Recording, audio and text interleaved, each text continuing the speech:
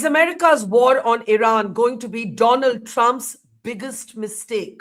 Iran is daring America to send ground troops. And here, speaking in Delhi, Iran's deputy foreign minister quipped that Trump wants to choose the next leader of Iran. He can't even get to decide who will be the next mayor of New York.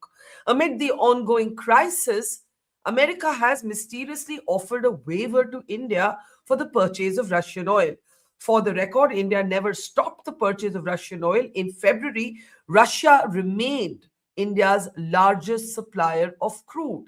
But of course, the proverbial chickens are coming home to roost. The war is hurting the global oil trade. Oil prices are going up. And obviously, America is now concerned about oil prices globally and how that might impact both the global and the American economy.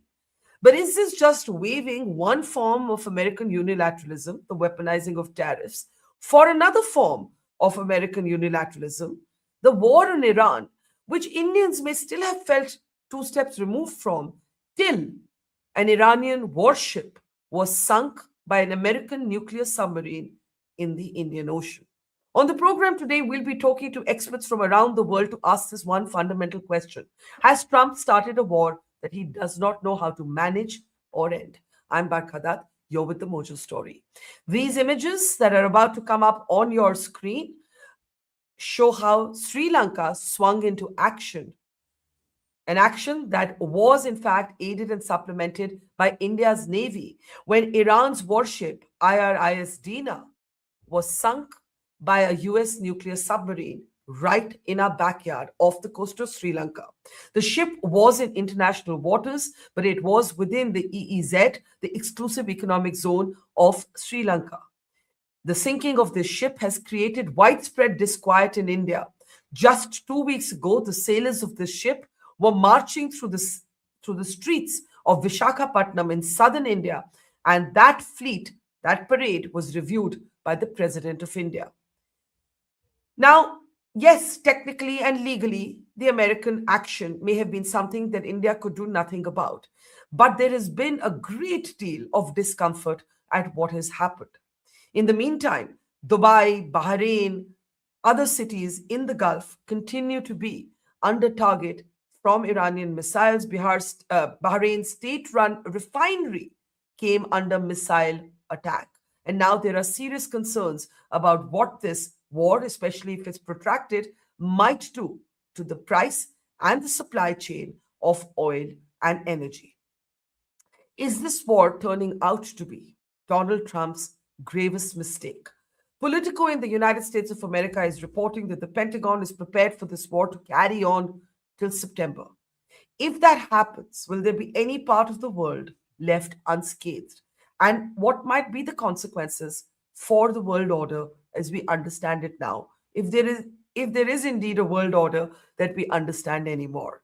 Let me welcome our panel of very distinguished voices, great experts on the program today. I first want to welcome to the program naval veteran Rear Admiral Sudhir Pillai. If I can welcome him to the program. Welcome, sir. There's a lot to talk about when it comes to what happened with the downing of the Iranian warship in the Indian Ocean region, and I welcome you to the program.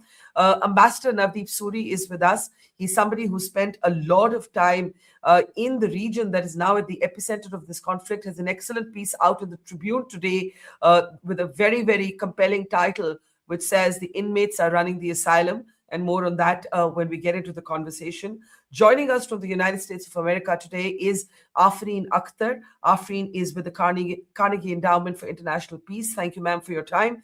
And also joining us on the program today, I want to welcome Velina Shakarova. She is geopolitical strategist and the founder of FACE. She was supposed to be in India for the Raisina dialogue, but like so many others, couldn't get on to a flight. Global aviation is only one of the many sort of spaces that has taken a knock with this conflict. Thank you very much, everybody. I want to start by playing out the latest statement from the American President Donald Trump. If we are worried, he's not, at least not overtly. He's talking about Cuba being next. Nobody seems to have reminded him of the Bays of Pigs and the failed American foray into Cuba in 1961. He's insisting that Cuba is going to be next. Let's take a look at Trump's latest comment. I'm once again calling on all members of the Iranian Revolutionary Guard, the military and the police to lay down their arms. They're only going to be killed. And now is the time to stand up for the Iranian people and help take back your country. You're going to have a chance after all these years to take back your country. Accept immunity. We'll give you immunity. And we'll be giving you really the right side of history, because that's what it is. So you'll be perfectly safe with total immunity, or you'll face absolutely guaranteed death. And I don't want to see that. They don't want to see it either. We also urge Iranian diplomats around the world to request asylum and to help us shape a new and better Iran with great potential. It's a country with great potential. There's much better future for Iran. It's now beginning. It's going to be, I think, a great future. And the United States will ensure that whoever leads the country next, Iran will not threaten America or its neighbors, Israel, anybody. So Iran is not backing down. The Iranian foreign minister went on NBC News, daring America to send in ground troops. And here in Delhi at the IRIS Dena dialogue, Iran's deputy foreign minister had this quip, this swipe for Donald Trump. Take a look. President Trump is asking for change in the leadership of Iran, and he says that I have to have voice on that, while he cannot appoint even the mayor of New York.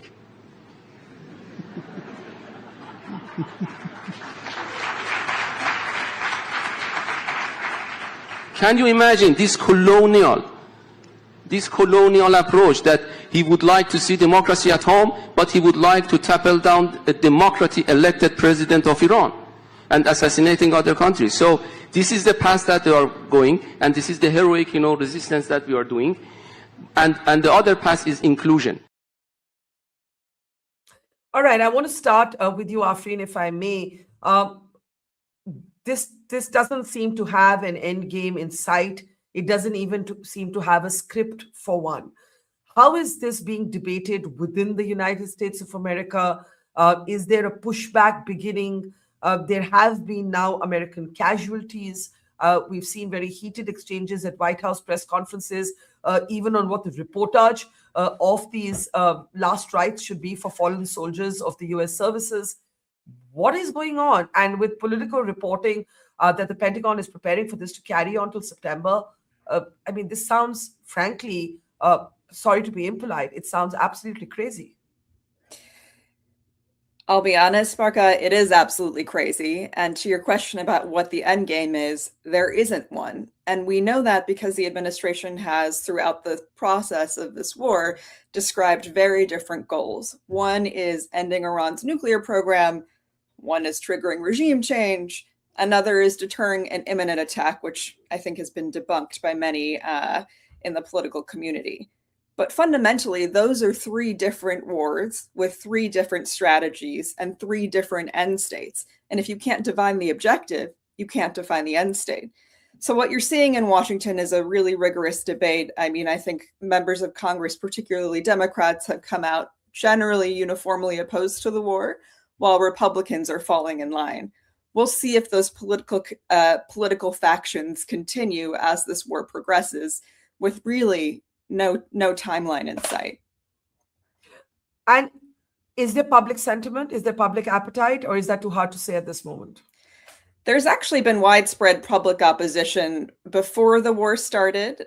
Majorities of the American public believed that not only should the president not strike Iran, Congress needed to authorize military force against Iran. So as a part of the US system, our Congress needs to authorize military force for sustained military engagement in the world. There is no authorization of military force against Iran. So you're seeing widespread public opposition before the strikes happened, and that has very much sustained as this war has ensued. And right now there's some more support amongst Republicans. Democrats and independents are widely opposed to this war. And if we see a continuation of rising energy prices, if we see more American casualties, if we see more civilian casualties, obviously there have been hundreds of civilian casualties thus far, including at an elementary girls' school. I expect even amongst Republicans, that support will begin to fray. So the longer this goes on, the more the public will be opposed to this. Well, I'm glad that you've mentioned the girls' school, because the New York Times has latest reporting actually says that their investigation, based on talking to sources, believes that the girls' school was indeed hit by U.S. strikes. There was a naval base right next to the school, and that base was the target. And therefore, indeed, prima facie, it appears that this is a result. Those heartbreaking images of schoolgirls having been killed was indeed the consequence of US strikes. And we'll come back to that tragedy a little later. I want to bring in Ambassador Suri, but just talking about oil prices, just taking a look at the oil price, oil has topped $89 a barrel on Brent. So this is already starting to happen. Qatar has halted the production of LNG. That could lead to supply cuts of up to 40% to India alone. Trump, who was obsessed with this idea of India's purchase of Russian oil, has suddenly announced a waiver. Nobody knows why he's announced a waiver all of a sudden, because actually India had not yet halted the purchase of Russian oil. Ambassador, if we can also bring up Ambassador Suri's column today in the Tribune, which I urge everybody to read. The inmates are running the asylum. Afreen Akhtar from Carnegie agrees. There's no plan. There's no plan. I don't know what that means really for the world order as we understand it. Ambassador Suri, over to you. Yeah, I mean, what I was trying to say in the column is exactly what Afreen has also said, that there is this dense fog in Washington. And I was asking that, is this like a brain fog that is enveloping the senior members of the administration? Because every day you hear contradictory words coming out of the vice president, the president, the secretary of state. It seems sometimes that the president has made up something on the go, and then the rest of the team is trying to find a post facto justification of what he might have intended in real words. The more I hear of what's going on, the more it seems that the intent is towards regime change. Mm-hmm. And that is such a disastrous idea. It just shows a misreading not only of the history of past experience in Libya, Afghanistan, Iraq, everywhere, but also a misreading of Iran as one of the oldest civilizations, as a country that has been defined as a state for almost 500 years uninterruptedly, at least, from the 16th century. You can trace these borders on a map that have more or less existed. And there's a sense of pride that has outlasted emperors and kings and invaders and others in their own history and culture and language and everything else. So really, I think what we are seeing is Washington on the cusp of another historic blunder. And this time, unfortunately, the consequences are not limited to Washington alone. Many of us will end up paying the price for it, and price not just in terms of oil, but in terms of the looming shortages that we are already beginning to hear about of LNG, of LPG, of essentials for low-income households. The war is being fought somewhere else, and the impact is somewhere else. And the Americans, at least in these terms, will be insulated. I was reading a statement by one of the most prominent Dubai-based businessmen saying, "You asked us to join the Board of Peace. You asked us to contribute to the Board of Peace. Is this what you're using your money for, our money for? Shouldn't you have at least asked us our opinion before you embarked on this misadventure?" So there is all of this. And I think, particularly for America's allies in the Gulf, this is a deeply troubling moment where their whole model of economic prosperity, predicated on stability and on security, is today being challenged by these events. So there are just so many ramifications of what Washington is doing. I just hope that there are some adults in the room, and it isn't, as I said, it isn't just the inmates who've taken over the asylum, and everybody's trying to stay away from them because you don't want to mess with these guys on the loose. Yeah, absolutely. Well, we'll explore that in a little more detail as we go along. I want to bring in Rear Admiral Sudhir Pillai now, because this war has always had consequences for India with, nearly 10 million Indians in the Gulf, and also oil trade directly impacting us, oil prices, energy supplies. But Admiral Pillai, I want to talk to you about what happened with the Iran warship. I think for the last 48 hours, there has been real disquiet in India. And I understand this is war. I'm not a military person, but I have spent my life as a journalist reporting on and from conflict zones. I understand wars are ruthless. I understand there's no space for sentimentalism in war. But when we think of the fact that the sailors on board the IRIS Dena were marching through the streets of Visakhapatnam, if we can show that parade, and they were here as part of the Fleet Review. They were here as our guests. Most of these men are now at the bottom of the Indian Ocean, and this ship was heading back. After its time in India, it was, yes, I agree, not in Indian waters. It was strictly in international waters. Technically, legally, there was nothing we could have done. The Navy has now shared details of how it supplemented and immediately responded to the distress signal received in Colombo. The INS Tarangini, maritime aircraft were deployed. So all of those things we did. But there's a sense of disquiet and something not feeling right, that a US nuclear sub is right in our backyard, acting with unilateralism, acting with impunity, with us not even in the know. How do you feel about it as a naval veteran, sir? Yeah, having sailed these waters, I think the reality of a multi-power presence in Indian Ocean is very real. And, we know that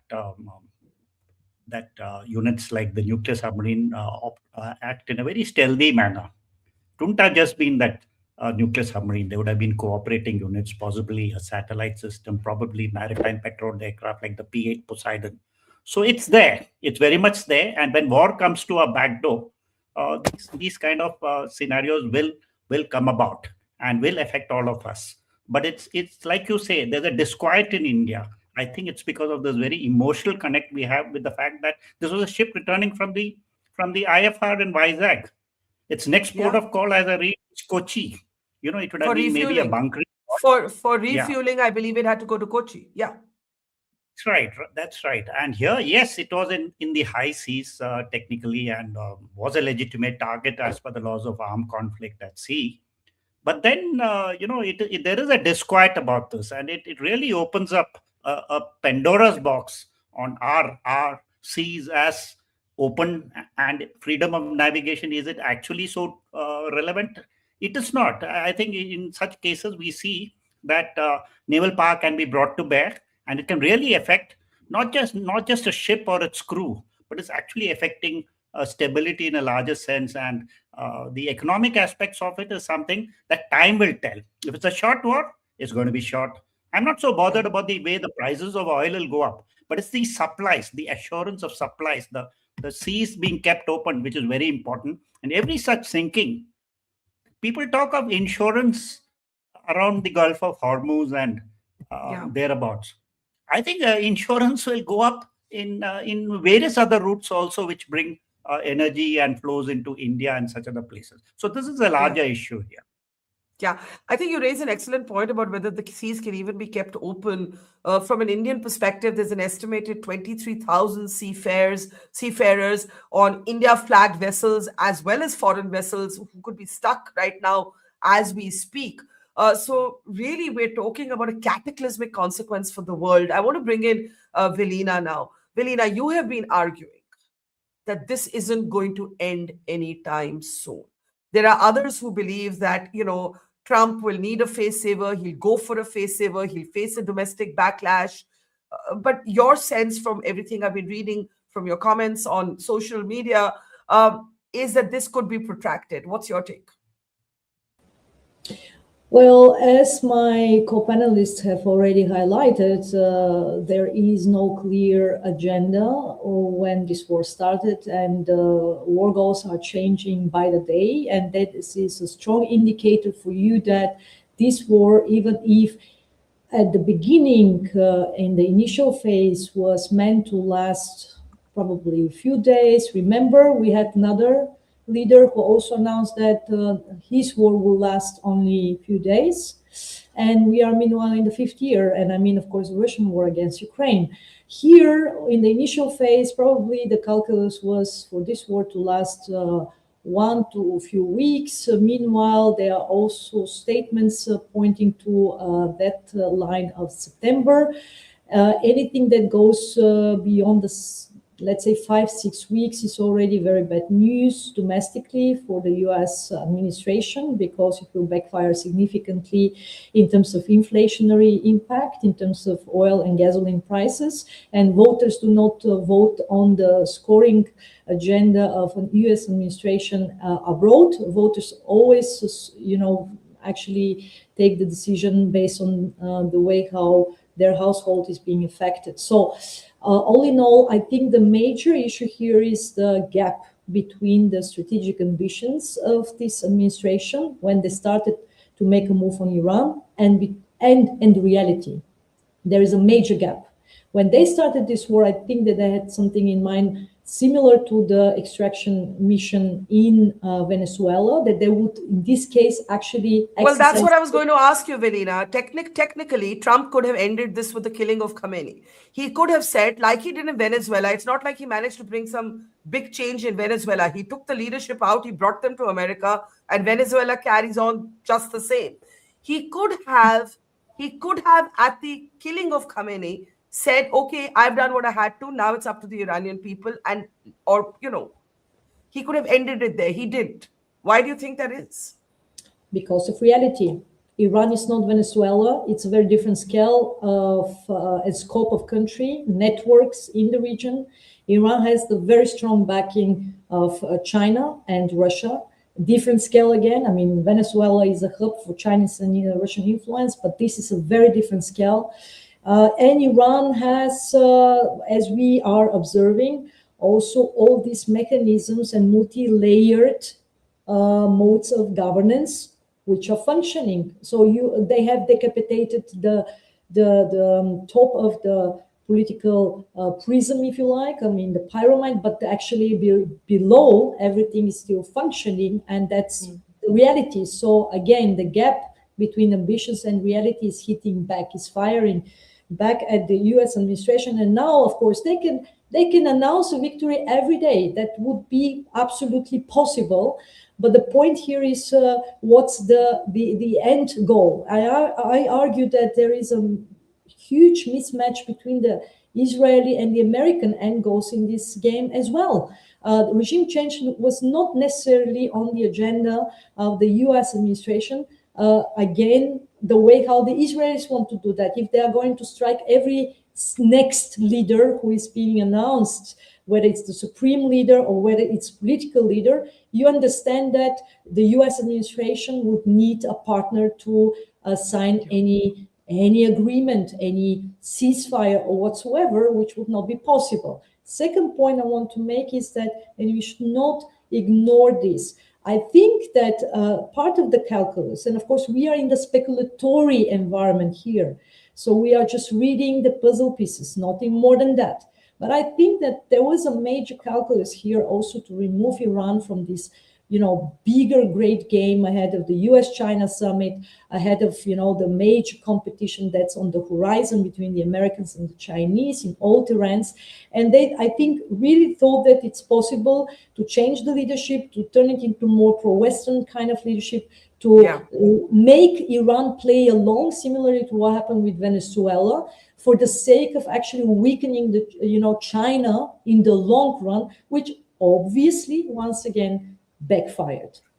So let me pick up this excellent point that you make about Israel and American goals not being the same. And I want to take that to Afreen Akhtar of Carnegie.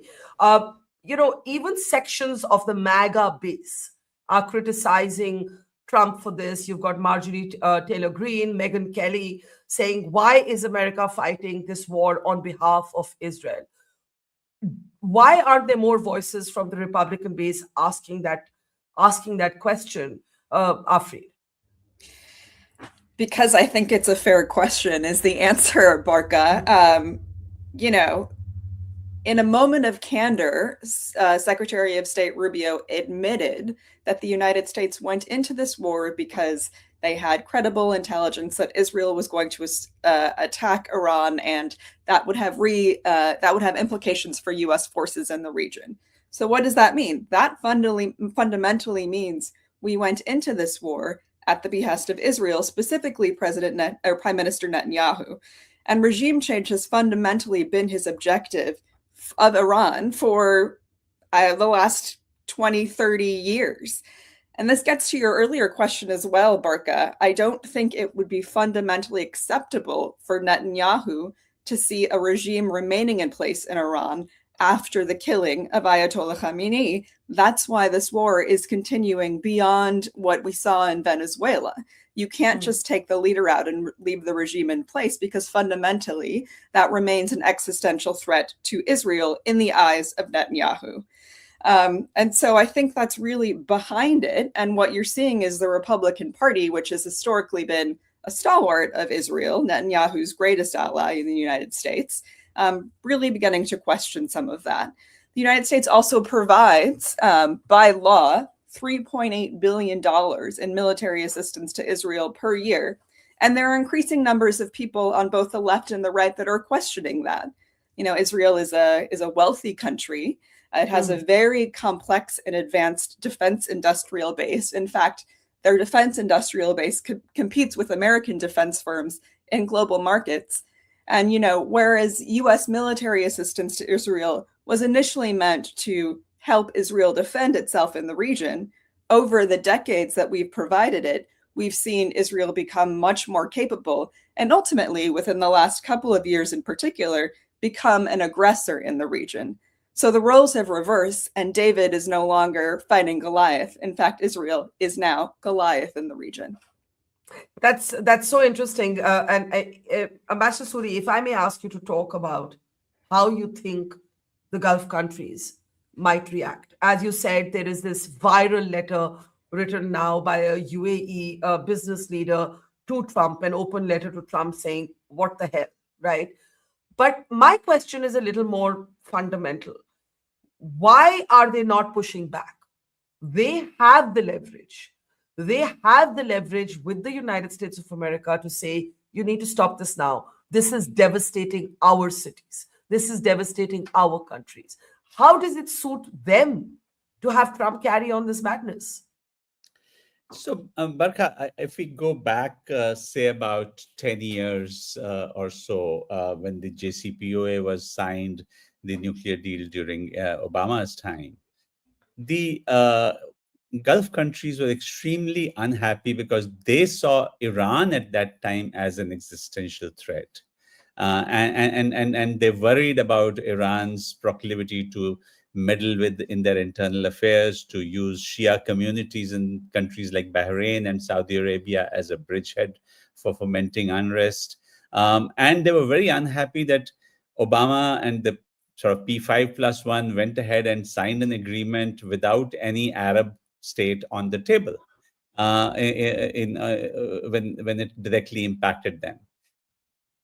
Then things started changing over the last 3 or 4 years. And I think two things were happening. One, the Gulf states realized that they can't depend so much on America, particularly when it comes to Iran. They want to make their own peace with Iran. And over the last 3 years, you saw Saudi Arabia restore diplomatic relations, Emiratis sending an ambassador back, and at least a serious attempt to manage a relationship with a large neighbor. Alongside, there was this feeling that perhaps a very belligerent Israel is now becoming a more serious threat than a weakened Iran. And I think all of these factors were playing into the calculus of the Gulf countries.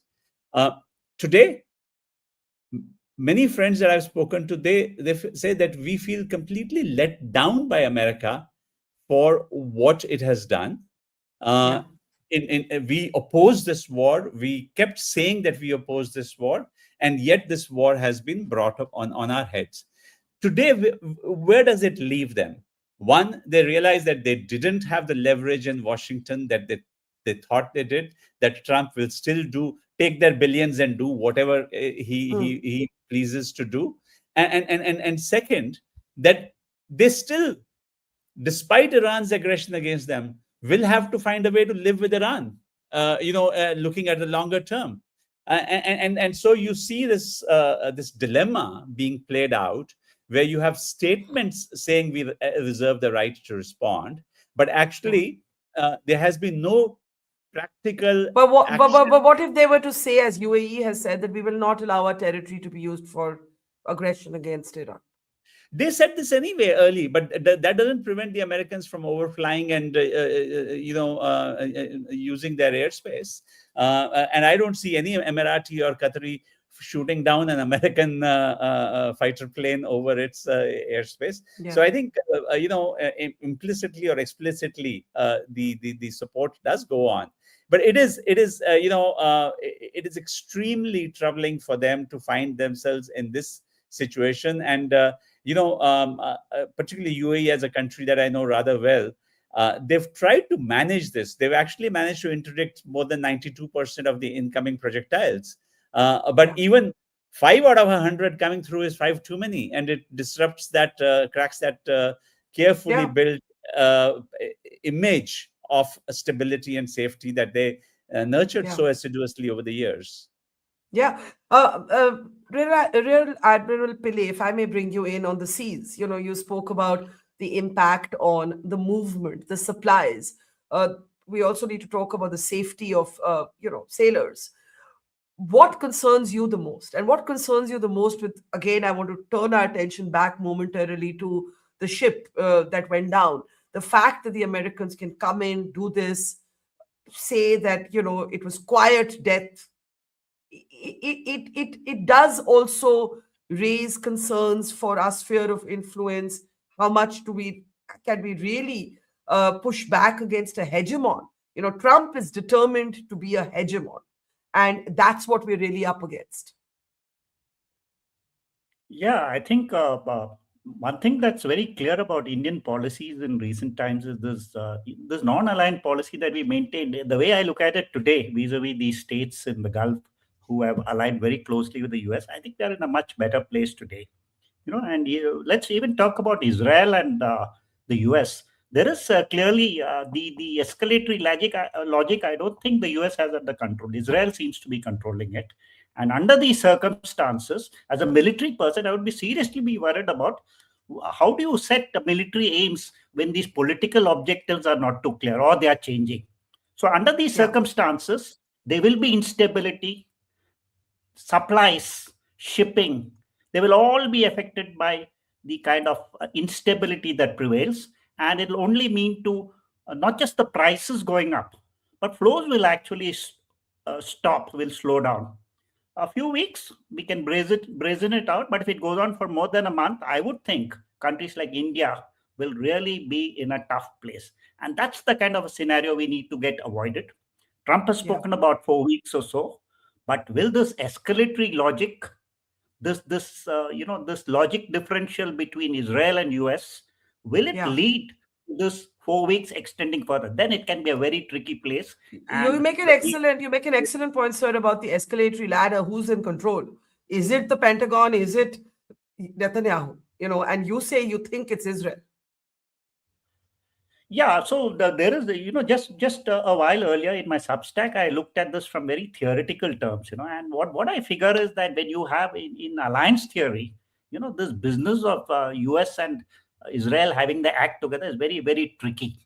And one person's political objectives can be very different from the other person's political objective. And if they're not together, which is what I see the case is, then you are in a very, very tricky space and military aims will suffer. You can bring in the biggest armada in history, but that is not going to settle things. We need to be looking for an off-ramp. And my worry is that off-ramp is not visible. We need an off-ramp and we need to find it quickly. Velina, you first flagged this gap between the goals of Israel and the United States of America. Now everybody's agreeing with you. The Admiral says the off-ramp isn't visible. I don't think it's visible to anybody. But actually, you made the point that at any point, Trump could convert the moment into an off-ramp. He could say, we've had back channel offers for negotiations. We're going to talk. Or we've done what we want to. The Iran military is defanged. We're ready. he's not taking that off ramp, and we don't know what's actually driving him. Is it ego? Is it I don't know. What is it? We don't actually know. Yes, it's Israel's political agenda, or military agenda, but beyond that, I mean, we can't say Trump is powerless in the hands of Netanyahu. So do you look at this as a 4-week window, or do you look at this as longer? I argue that we are still in the initial phase of the war, and this is the escalatory phase of the war, which has many layers, and these layers are developing simultaneously. So, of course, on the military dimension, we can claim that the U.S. is having more or less, success, military success, with the airstrikes, with the decapitation of the Iranian leadership, with operations. But let's be clear that airstrikes are not capable of basically bringing about regime change on the ground. I cannot point to any single example of such case without boots on the ground. I argue that boots on the ground in this particular case would be an absolute red line. Not only for the Americans, they will not only, if you consider the inauguration speech of Trump. Remember when he claimed that he would be a peace president. So it will be detrimental to the very interest of this administration, and why this administration was actually. But what about proxies? What about proxies? Like the Kurds? Exactly. And again, here, main goal for the US administration with the Houthis, with the Hezbollah, was now actually not achieved. On the opposite, they have been again reactivated. We see clearly actions on behalf of Hezbollah. Probably the Houthis will be again activated in the Red Sea after the ceasefire that Trump administration was able to kind of agree on. The Iraqi militia are active. We are having a full spectrum of operations, multi-layered operations here. It's really not just about Iran. So in that sense, you cannot plan with few days or let's say few weeks in this current scenario. I think that the US administration is still betting on base case scenario, which is that Iran runs out of missile and drone capabilities. Because the moment when Iran runs out of these capabilities, the leadership is no longer going to be able to inflict any pain, any damage on US assets in the region, as well as on US allies. And that would be base case scenario. But we do not know for sure how long Iran is able to fight. Yeah. So I wouldn't bet on, again, the 3-4 weeks, what actually the base case is of this administration. All right. We do have to close. Ambassador Suri, if you want a quick last word there on Iran running out of munitions, will other countries get involved more actively? Will the Chinese and the Russians step in more actively than just rhetoric? Could we unmute Ambassador Suri? Hang on, sir. I can't hear you. Yeah. One keeps seeing. Can you hear me now? Yeah. One keeps seeing reports about Chinese providing real-time intelligence that is enabling the Iranians to target their weapon systems a lot more accurately than they could during the war last June. I'm sure our friends in Washington and in Europe might have a better read on that. But, I'm just reminded, Barkha, as far as the timelines are concerned, I'm reminded of what the Taliban used to say. They would say to the Americans, you have the watches, but we have the time. And so if the Iranians take the view that time is on our side, we can stay here. It's our country. We are here for the long haul. You decide how long you want to be involved in. Then it puts a very different perspective on it. It really does, but a very sobering, a grim perspective. Someone has to, as you said, Ambassador Suri, be the adult in the room in the White House and make Trump see what this is doing to the world. America has made many historic blunders with regime change attempts. Trump won't be the first president to have made that blunder, but as has been pointed out by a panel, this blunder has consequences for literally large parts of the world. We'll have to leave it there. Thank you very much to Ambassador Suri, to Afreen Akhtar, to Belina Shakarova, and to Rear Admiral Sudhir Pillai. Thank you. And to our audience, thank you. And see you all very soon.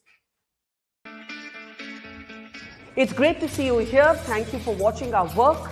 If you haven't subscribed yet, don't forget to click the bell icon and subscribe to Mojo Story and support independent, robust journalism.